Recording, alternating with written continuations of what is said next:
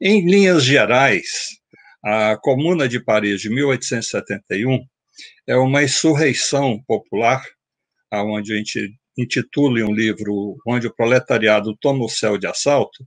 Ela é emblemática e muito mais importante do que se apresenta à primeira vista. Primeiro aspecto que eu gostaria de ressaltar, que ela está intermediando o fim da chamada Era das Revoluções Burguesas, de consolidação da burguesia como a fração dominante das classes dominantes.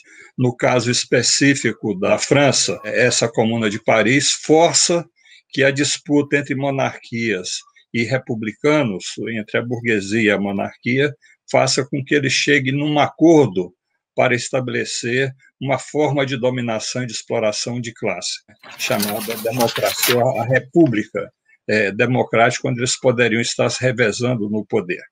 Então, ela encerra esse período das revoluções burguesas e anuncia aquilo que nós poderíamos denominar de a era das revoluções socialistas.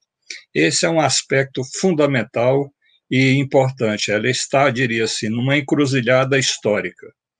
Do ponto de vista do tema que vocês estão propondo também a debater, sobre a questão das mulheres, é importante destacar aqui que não são todas as mulheres. Nós vamos aqui falar e abordar principalmente das mulheres trabalhadoras, das mulheres pertencentes à classe operária e ao proletariado, que significa também a irrupção, o surgimento definitivo da presença das mulheres na luta política, na luta econômica e na luta social.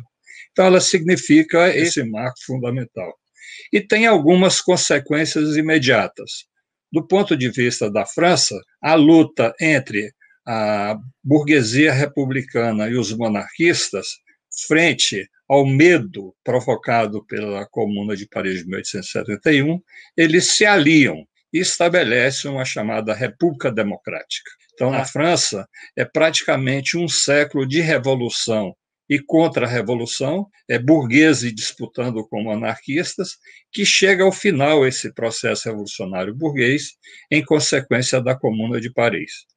Por outro lado, que em 1870, e isso é um dos elementos que permite e provoca a Comuna de Paris, que é a Guerra Franco-Prussiana, onde a França é derrotada e os prussianos cercam Paris e não se intrometem, não aventuram invadir Paris.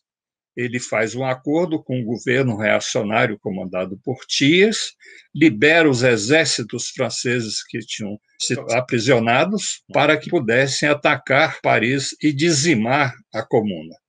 Porém, os prussianos, comandados pelo Bismarck, que é o grande articulador da unificação prussiana, que vai redundar no surgimento da Alemanha, ele, frente àquela luta tenaz e as reivindicações, as experiências da Comuna, no sentido de tomar algumas decisões, alguns decretos de caráter social, de caráter socialista, ele, ao retornar à Alemanha, já a Alemanha unificada, ele é um dos pioneiros em articular o início de medidas de caráter social. Então, quando se diz em estado de bem-estar social, esse estado de bem-estar social que vai surgindo e vai se consolidar, principalmente no pós-Segunda Guerra Mundial, o nascedouro dele está em função do temor, do medo provocado pela Comuna de Paris, que demonstrou pela primeira vez na história da humanidade